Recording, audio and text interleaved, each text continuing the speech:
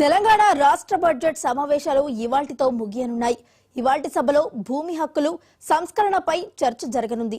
ఇవాళ 3 బిల్లులపై అసెంబ్లీలో చర్చించనున్నారు. సివిల్ కోర్టుల సవరణ బిల్లు, తెలంగాణ చట్టాలు, పబ్లిక్ సర్వీస్ నియామకాల నియంత్రణ బిల్లుపై చర్చ సాగనుంది.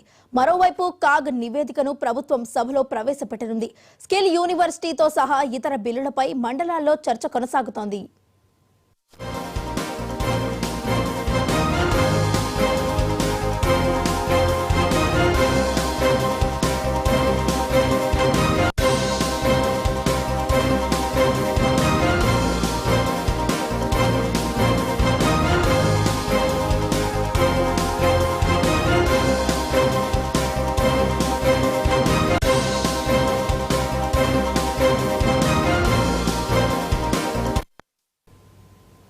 మరోవైపు ఇవాల్టి సమావేశాల్లో ప్రత్యేక సంఘటన చోటు చేసుకుంది.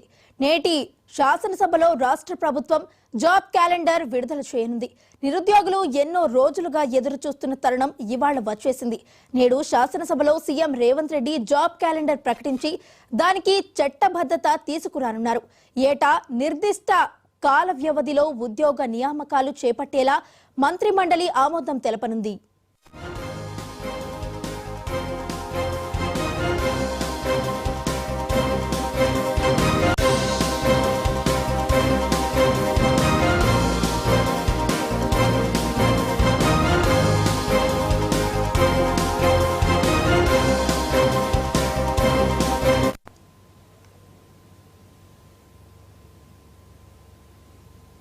జూలై 23వ తేదీన శాసనసభ సమావేశాలు ప్రారంభమైన విషయం తెలిసిందే.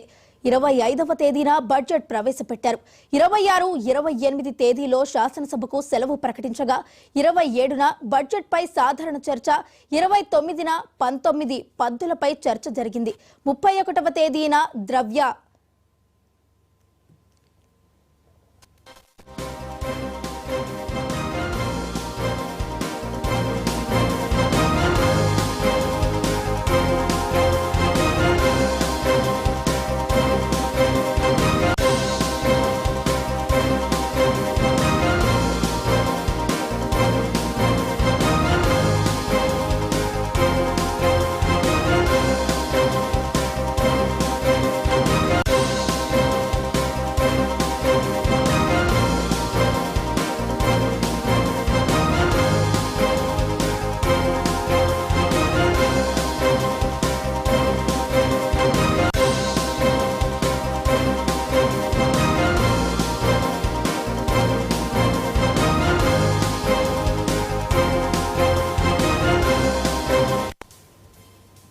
తెలంగాణ రాష్ట్ర బడ్జెట్ సమావేశాలు ఇవాల్టితో ముగియనున్నాయి. ఇవాల్టి సభలో భూమి హక్కులు సంస్కరణపై చర్చ జరగనుంది. ఇవాళ 3 బిల్లులపై అసెంబ్లీలో చర్చించనున్నారు. సివిల్ కోర్టుల సవరణ బిల్లు, తెలంగాణ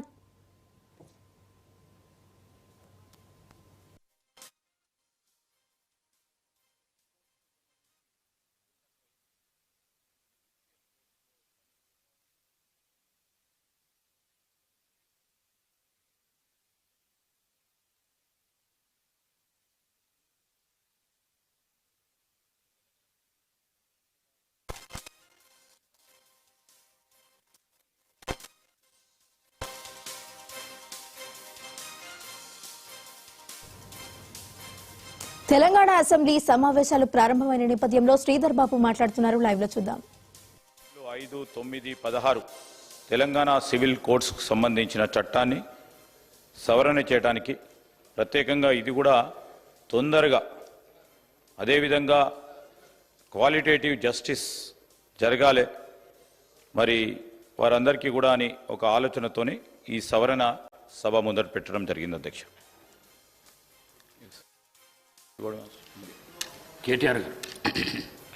స్పీకర్ సార్, ముందుగా ప్రభుత్వం తీసుకొచ్చిన ఈ బిల్లుకు స్వాగతం పలుకుతున్నాం సార్, సమర్థిస్తున్నాము మా పార్టీ తరఫున కూడా. అయితే గౌరవ మంత్రి గారి దృష్టికి, గౌరవ ప్రభుత్వం దృష్టికి మా తరఫున, ఎందుకంటే న్యాయ వ్యవస్థ మీద ప్రజలకు అపారమైన విశ్వాసం ఉంది అధ్యక్ష. పెద్దలు చెప్పినట్టుగా మన రాజ్యాంగ నిర్మాత గౌరవనీయులు డాక్టర్ బాబాసాహెబ్ అంబేద్కర్ గారు చెప్పినట్టుగా 4 పిల్లర్స్ ఆఫ్ డెమోక్రసీలో న్యాయ వ్యవస్థకు కూడా అత్యంత విశ్వసనీయత, అత్యంత బలమైన ఒక పునాది కూడా మన రాజ్యాంగ నిర్మాతలు రాజ్యాంగంలోనే వేయడం జరిగింది అధ్యక్ష. గౌరవ మంత్రి గారిని నేను కోరేది ఏమంటే అధ్యక్ష, ఇప్పుడు వారు చెప్పారు ఫర్ స్పీడీ ఎక్స్పెడిషియస్ జస్టిస్, దానికోసమే ఈ కార్యక్రమం, ఈ చట్టం తెస్తున్నాం, ఈ బిల్ తెస్తున్నాం అని చెప్పారు. చాలా సంతోషం. వారికి మంత్రి గారు నేను కోరేది ఒకటే, ఈ మధ్య కాలంలో మంత్రి గారు మనం గమనిస్తూ ఉన్నాం, మా సబితా ఇంద్రారెడ్డి గారు కూడా చాలా వివరంగా మాట్లాడారు.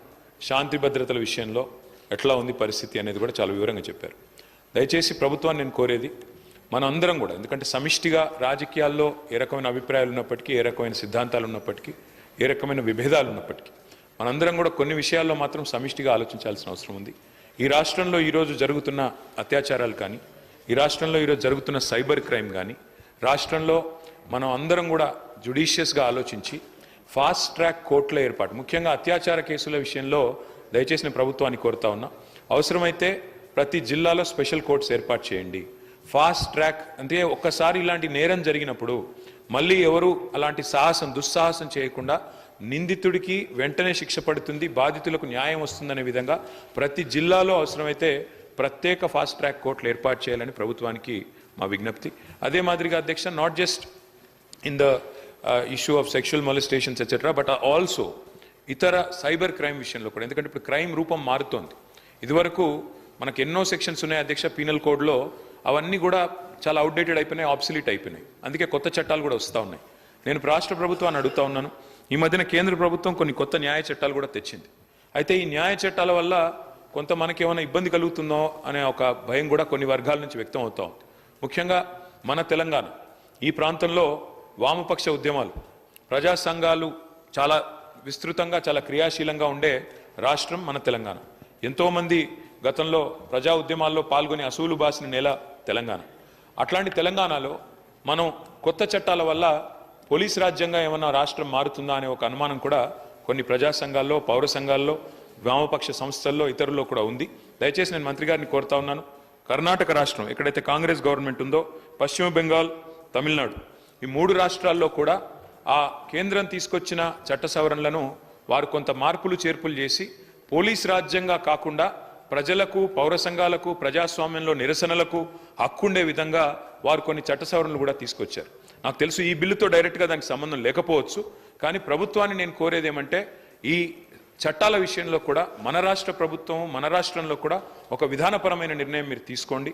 తప్పకుండా మనం కూడా ఆలోచన చేయవలసిన అవసరం ఉంది. సిద్ధరామయ్య గారు ఇప్పటికే చాలా వివరంగా ఈ విషయంలో తన నిరసన చెప్పారు.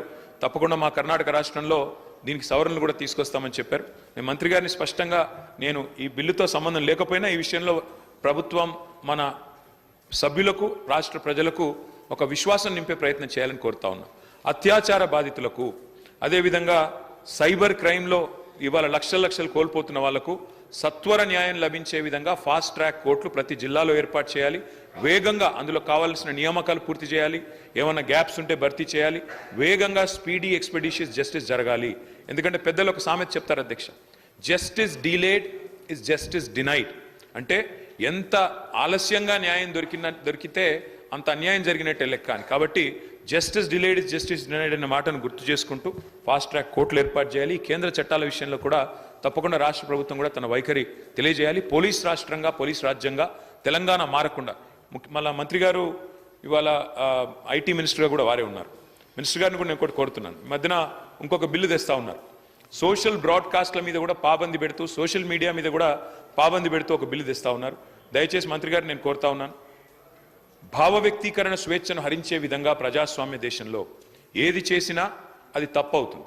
ఎందుకంటే అల్టిమేట్గా డిజిటల్ మీడియాలో కూడా పౌరులు తమ భావాలను స్వేచ్ఛగా, తమ వాక్ స్వాతంత్రాన్ని పూర్తి స్థాయిలో వినియోగించుకుంటూ వ్యక్తీకరించే అవకాశం ఉండాలి. దయచేసి అలాంటి ఏమన్నా వస్తే తప్పకుండా దాన్ని మనందరం కూడా కలిసికట్టుగా నిరోధించాలని చెప్పి కూడా కోరుతూ మా పార్టీ తరఫున సభ్యులు చెప్పిన భావ స్వేచ్ఛకు సంబంధించి ఎవరికి ఇబ్బంది లేదు. ఉదాహరణకు మీ శాసనసభలో జరిగిన సంఘటన, దాని తదుపరి వీడియో వచ్చినటువంటి అంశం మీద మీ దృష్టికి తెస్తా ఉన్నా.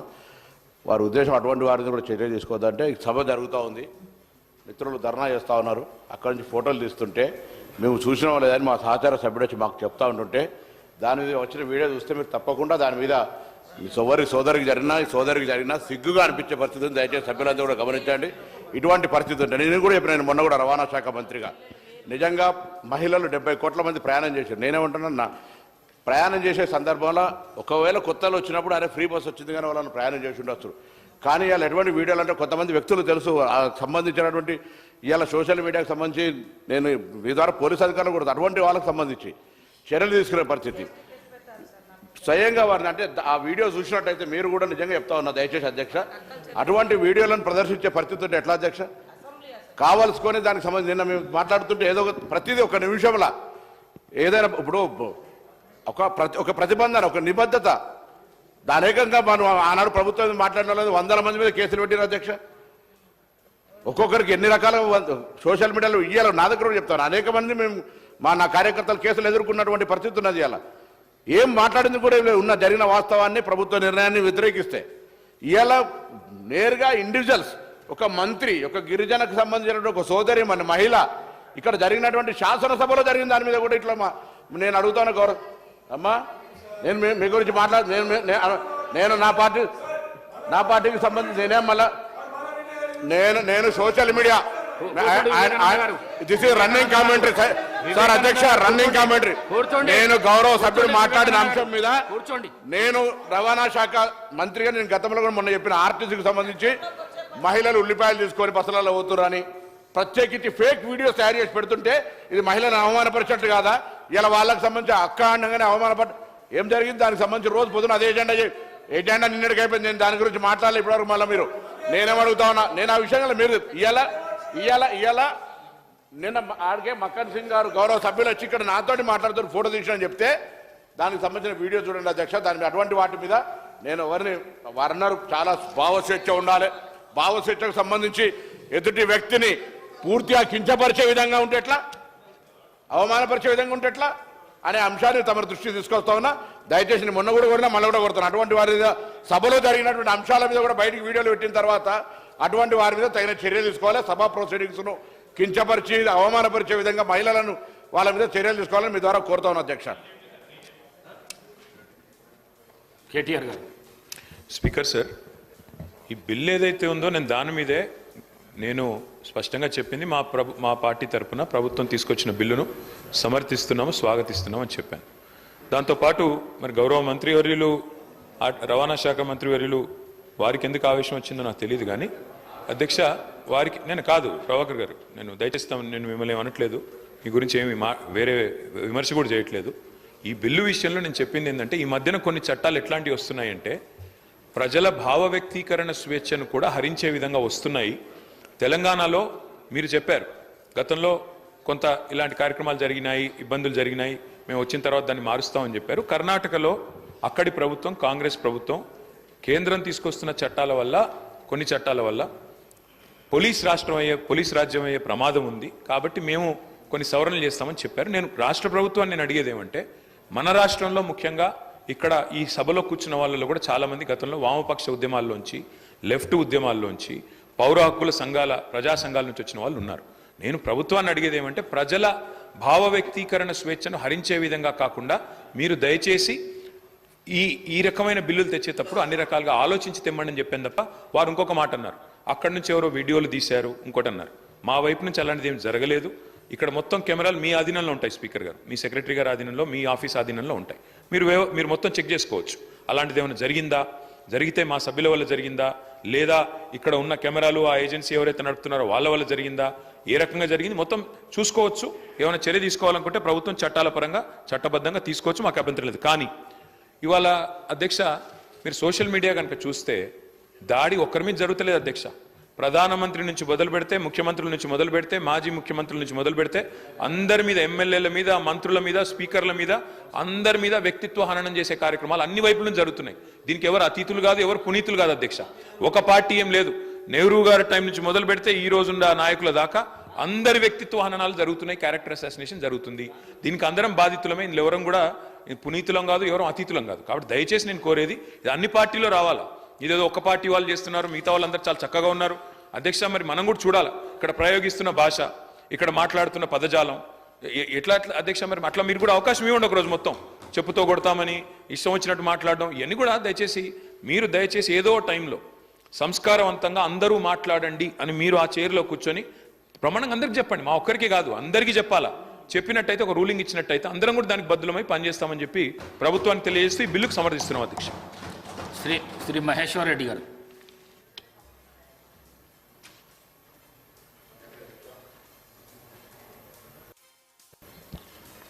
ఈరోజు ఈ ప్రభుత్వం ప్రవేశపెట్టినటువంటి బిల్లుని సమర్థిస్తూ కొన్ని సూచనలు చేస్తా ఉన్నాం అధ్యక్ష. యాక్చువల్గా జూనియర్ సివిల్ జడ్జ్ కోర్టులు